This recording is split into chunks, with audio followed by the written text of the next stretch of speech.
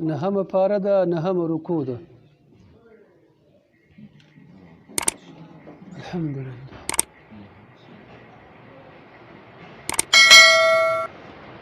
نحمده ونصلي على رسوله الكريم.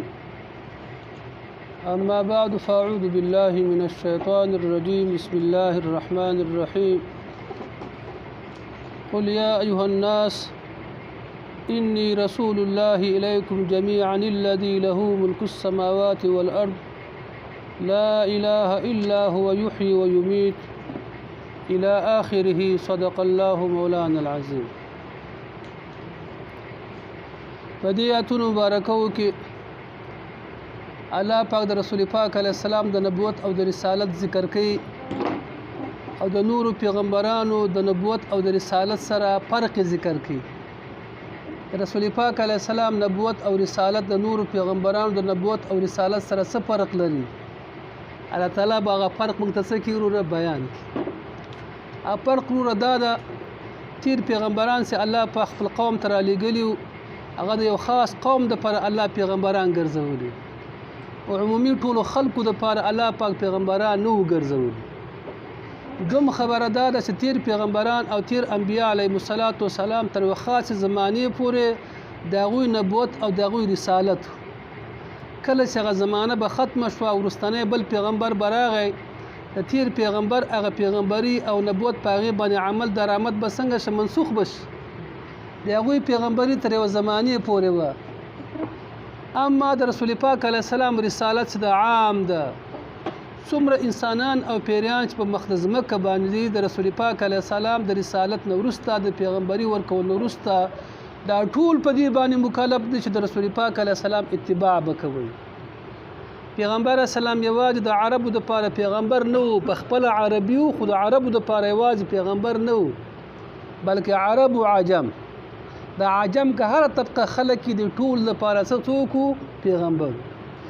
دوم خبره ده چې د رسول پاک علیه السلام نبوت او رسالت دا تر یو خاص زمانه پورې نه و، بلکې د رسول پاک علیه السلام نبوت او رسالت تر قیامت او ورځې پورې به چلیږي او تر قیامت او ورځې پورې هغه څوک چې عمل کوي عقیده لري دغه عمل او عقیده چې د رسول پاک علیه السلام د عمل او عقیدې نه خلاف هغه به صراحتا کفر به وي، ولو که څومره بزرګي کې په تورات باندې بزرګي کې، په انجیل باندې، په زبور باندې بزرګي کې، دغه سړی به کافر بالله وي، ځکه په هغوی باندې عمل الله منسوخ کړی ده. هر کله چې امر دارنګ چې رسول پاک علیه السلام رسالت څنګه عام شه د هر زمانه د پاره شه او د ټول دنیا خلکو د پاره شه، نو لهذا رسول پاک علیه السلام رسالت او نبوت د تیرو پیغمبرانو د رسالت او د نبوت سره فرق راغی که نه راغی. په دنیا کې دا ټول خلک انسانان او پیریان دا ټول د رسول پاک علیه السلام امتیان دي. امریکایان هم ګوره امتیان دي، چینایان هم امتیان دي، روسیان هم امتیان دي، مسلمانان هم امتیان دي. امتیان دوه ډوله دي، یو امتیان د اجابت دي، بل امتیان د دعوت دي. امتیان د اجابت دا معنی چې موږ الحمدلله مسلمانانو د رسول پاک علیه السلام رسالت منلی او دا وایي چې لا اله الا الله محمد رسول الله. اما دا نور خلق چې دغه محمد رسول الله نه وایي، یهود و نصارا وایي چې لا اله الا الله او محمد رسول الله ورسره نه وایي، او دا نور خلق لا اله الا الله نه وایي. لهذا د رسول پاک علیه السلام امتیان الله په دې مقرر کړي چې دا خلق به د روسیانو چینیانو ته دعوت ورکړي، د اسلام بلنه به ورکړي، لکه څنګه چې رسول پاک علیه السلام مبارک د اسلام لمن وغځوله، یهود او نصارا او مشرکان او بت پرستان ټول ځان سره څه کړه په عقیده باندې سره برابر کړه، متفق کړه. لهذا رسول پاک علیه السلام څومره چې مقدس مکه باندې خلق دي تر قیامت ورځې پورې ټول د چا امتیان دي؟ د رسول پاک علیه السلام امتیان دي. خو څوک امت دعوت ته چې هغوی ته به دعوت ورکول کېږي، رابلل کېږي، به څوک امت اجابت ته چا دعوت قبول کړی ده او څوک څه ده هغه دعوت هغوی دپاره حکم چې دعوت تاسې څه کوي ورته هغوی ته دعوت ورکړي. فکر هم ورسېده ده. دا وجه ده رسول پاک علیه السلام د تبوک د غزا نه واپس کېده، د شپې تهجد کوي، صحابه کرامو سره یې پیدا شو اسې نه چې په رسول پاک علیه السلام باندې دشمن حمله ونه کړي. صحابه کرامو ترې ګیر چاپیر پیره وکړله، حلقه یې ترېنه جوړه کړه کله چې رسول پاک علیه السلام مبارک دغه نه فارغ شه د چا نه د تهجد نه نو صحابه کرامو تو فرمایي چې صحابه کرامو ما ته الله 15 شیان راکړي دا 15 شیان الله تیر امتونو ته نه ورکړي اول خبردار چې زما د رسالت الله تعالی عام ګرځولی ټولو طبقو خلقو ته الله تعالی د ټولو زمانو دپاره زما رسالت او نبوت الله عام کړی تیر پیغمبرانو کې دا معامله نه وه دومره خبردار زما دا روح په خپل دشمن باندې تر یو میاشته پورې الله برقرار ساتلی چې زما دشمن یو میاشت منه لرې وي او زما نوم اوري په هغوی باندې لړزه راځي دا د رسول پاک علیه السلام څه دوم هغه څه ورته وایي دا دوم فضیلت چې الله درته ورکړی دریم خبرداره تیر امتونو غنیمتونه سي وو غنیمت به چې ترلاسه کړه د کفارو نه له اسمانه به وراته او هغه به پورته کوو هغه غنیمت به پورته کړه اور به سوځاوه او زما امت دپاره الله په غنیمتونه څه کړي دي حلال کړي دي دریم څلورم خبردار چې الله په زما امت دپاره ټوله ځمکه جومات ګرځولی هر چېرته مونځ کولی شي او خاورې ورته پاکوونکي ګرځولې ده که اودس نشي کولی څه به کوي تیمم دي او پنځمه خبردار پنځمه خبره ډېره عجیبه خبره ده پنځمه خبره دا ده چې هر امت پیغمبر ته الله تعالی دعا ورکړی چې ستا یو دعا به قبلومه ستا دعا به قبلومه هر پیغمبر دعا کړې ده که هر دعا و خدای پاک قبلوله وعده ورسره کړې وه او ما خپله دعا ساتلې د خپلو امتیانو دپاره چا چې دا کلمه ویل چې لا اله الا الله د ټولو ته به دا دعا به هغوی ته ورځي زما دا دعا به د ټولو ته مطلب شاملېږي ټولو ته به خیر رسېږي او نورو پیغمبرانو دعاګانې کړي د قومونو تنګ شوي خیرات یې کړی الله تعالی په هغوی عذاب راوستی دعا څنګه تللې ده دعا ختمه شوې ده فکر هم ورسېده او زما دعا چې د څنګه د وروره هم په الله باندې پاتې ده او ما سره الله فیصله کړې ده قیامت په ورځ به ټول کلمه ګوی د پیغمبر اسلام ته به دعا څه رسېږي وروره فایده رسېږي او ټول به الله پاک جنت ته ولي یا اول یا آخر به څه چېرته ولي جنت ته ولي دا اولنۍ خبره دا شوه چې د رسول پاک علیه السلام رسالت څنګه ده وروره څنګه ده عام ده څنګه ده او د هر زمانې پورې څه ده وروره عام دغه ځای کې به الله پاک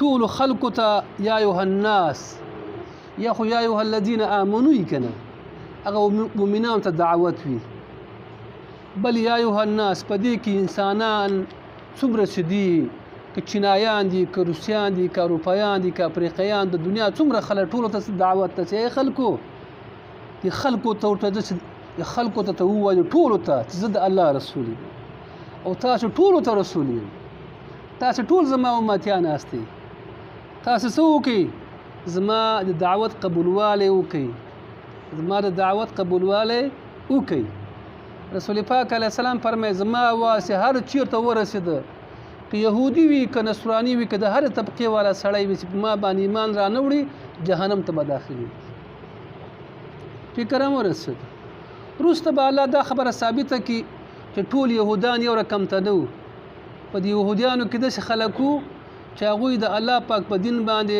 ټینګار کوو په خپله زمانه کې او په هغې باندې عدل کوو لکه تیر یهودیان چې اکثره الله تعالی د هغوی قباحتونه بیان کړل په دغه ځای کې به الله دا خبره ثابته کړي چې ټول یهودیان یو رقم ته نه دي په دې کې نیکان صالحان هم شته رسول پاک علیه السلام په زمانه کې د خلکو په رسول پاک علیه السلام باندې ایمان راوړ عبدالله بن سلام او غنم کعب بن احبار او لولو علما یهودیان سي هغوی حق پرسته خلک سي رسول پاک علیه السلام یې څه راوړ ایمان راوړ یا کتابونو کې راځي تفسیر ابن کثیر دا واقعا نقل کړی ده وایي یا له دې نه چې الله تعالی کلام پاک کې فرمایي چې د موسی علیه السلام په قوم کې داسې یوه ډله هم شته چې خلکو ته ښودنه د حق کوي او په خپله باندې په حق باندې انصاف کوي وایي دې نه مراد هغه قوم ده کله چې رسول پاک علیه السلام معراج ته خوته نو په دې وخت کې رسول پاک علیه السلام دغه یهودیانو سره ملاقات شوی د معراج په شپه باندې بني اسرائیل 12 فرقې وې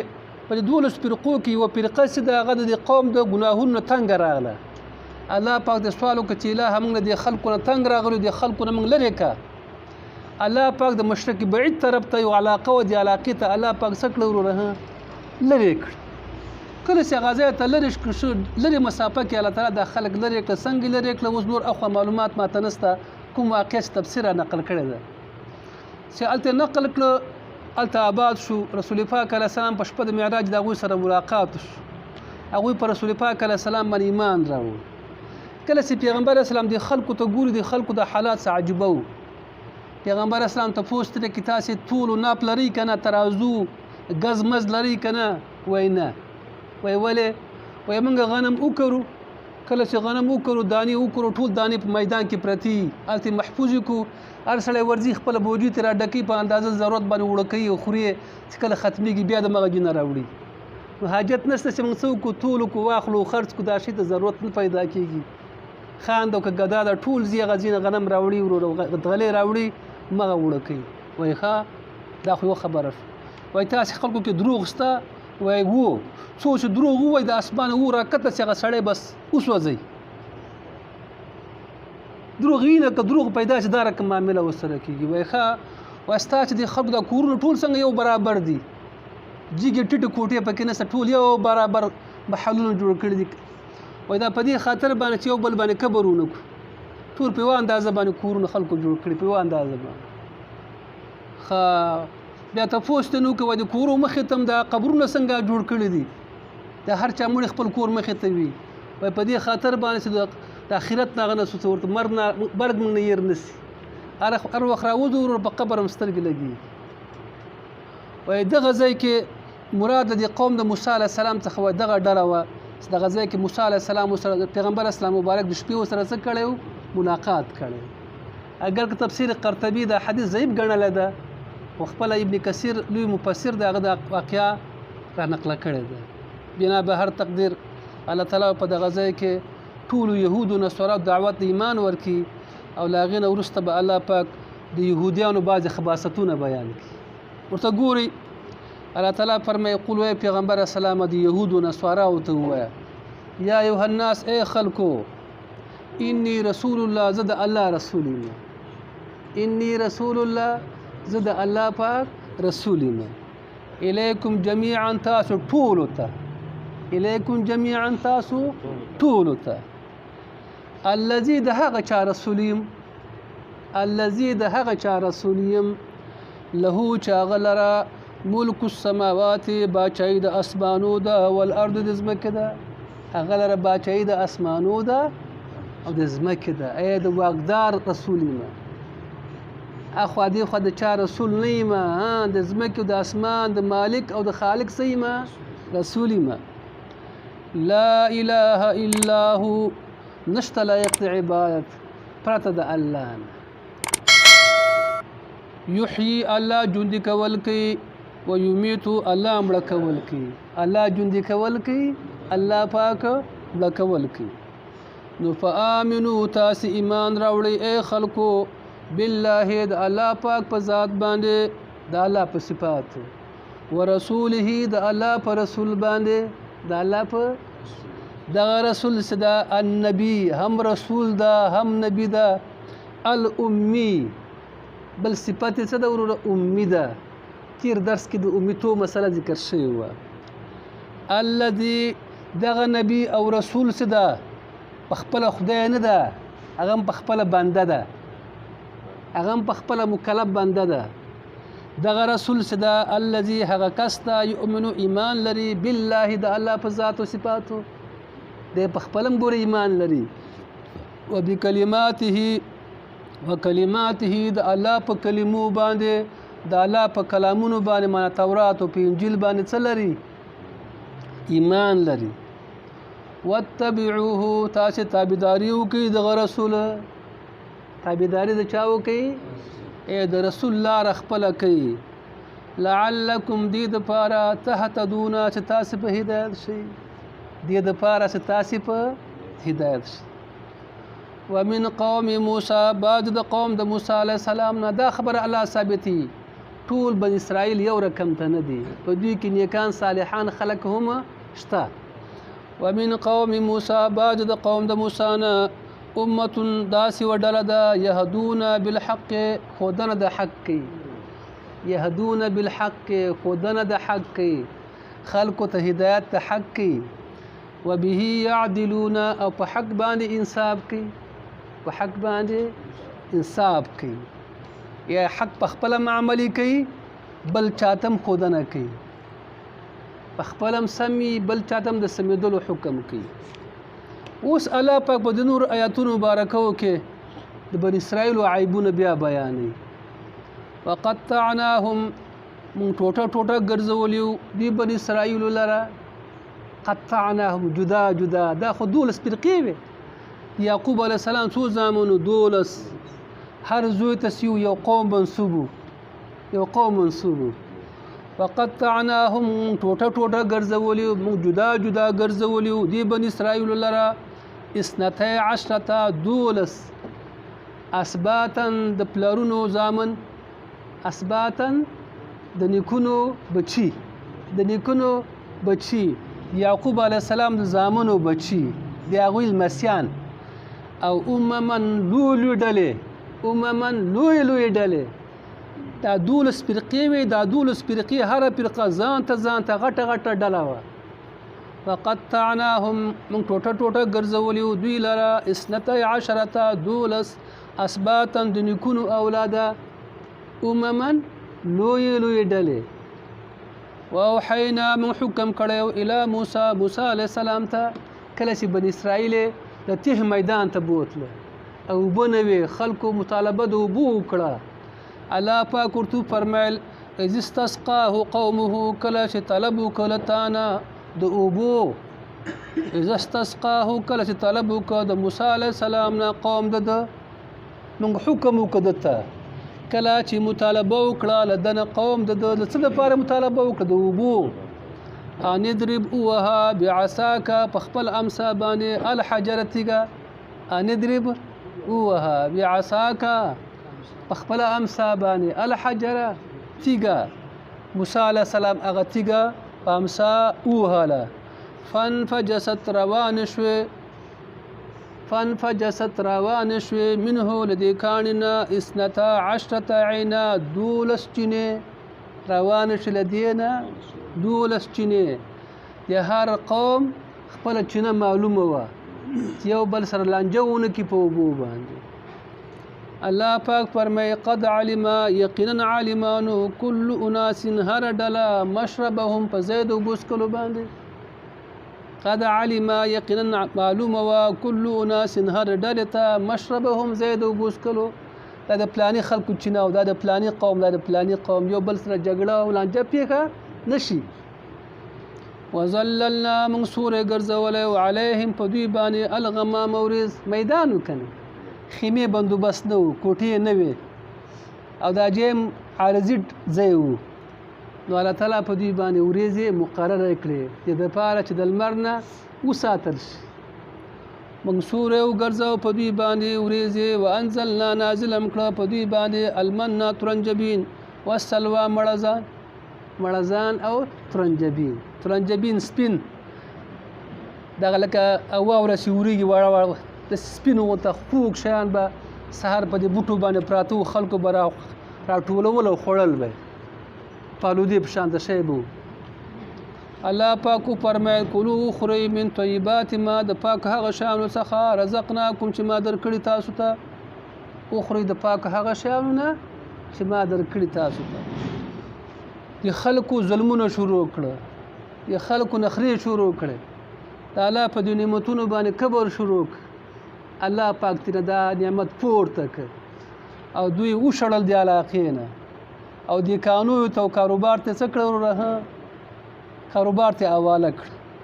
وما ظلمونا دوی ظلم نه وکړی په موږ باندې دوی ظلم نه وکړی ولكن كانوا انفسهم لیکن دوی په خپلو ځانو باندې یظلمون ظلم کوو دوی په خپل ځانو باندې څه کوو ظلم کوونکي وو. اشاره دې خبره ته د هر انسان چې ګناه کوي د الله سره ظلم کوي که ځان سره کوي ځان سره ظلم کوي فکر ونسل. الله پاک فرمایي وإذ قیل کله چې وویلی شو لهم دوی لره اسکنو اوسیږي هذه القریة دې قریه کې چې بیت المقدس وکلوا خورئ منها لدې قریې نه حیث شئتم چېرته چې ستاسو خوښوي خو کله چې ننوځئ چاته د قریې ته وقولوا تاسې ووایئ حطة بخښنه غواړو د ګناهونو وقولوا وای حطة بخنه غواړو د ګناهونو الله موږ وبخا دا وای وادخلوا الباب داخل شي دروازه د ښار ته سجدن په حالت سجدي باندې د سجدي په قید داخل شي او دا आवाज کوي چې حطة بخنه غواړو وبخا الله موږ وبخا کدا کار تاسو وک نغفر لكم بوبخو تاسو لرا خطيئاتكم گناهونه تاسو نغفر لكم من بوبخو تاسو لرا خطيئاتكم گناهونه تاسو سنزيد من بزيات کو المحسنين نیکانو لرا من بزيات کو چا لرا نور نعمتونه بزيات کو فبدل الذين پس بدل که کسانو ظلموا ظالمانو منهم لدوینا قولا وینا غیر الذي غیر د هغه وینانا قیل لهم چې دوی ته ویل شوي وه دي څه وویلې حنطة وویلې دوی ته کوم وینا شوې وه حنطة فارسلنا پس موږ راولېږه علیهم په دوی باندې رجزا عذاب طاعون فارسلنا موږ راولېږه علیهم په دوی باندې رجزا طاعون من السماء د اسمانه بما په سبب د هغه باندې کانو چې دوی یظلمون ظلم کوونکي يا الله رحمك اللهم انس وحشتنا في قبورنا اللهم ارحمنا بالقرآن العظيم واجعله لنا إماما ونورا ورحمة اللهم ذكرنا منه ما نسينا وعلمنا منه ما جهلنا وارزقنا تلاوته آناء الليل وآناء النهار واجعله لنا حجة يا رب العالمين صلى الله عليه وسلم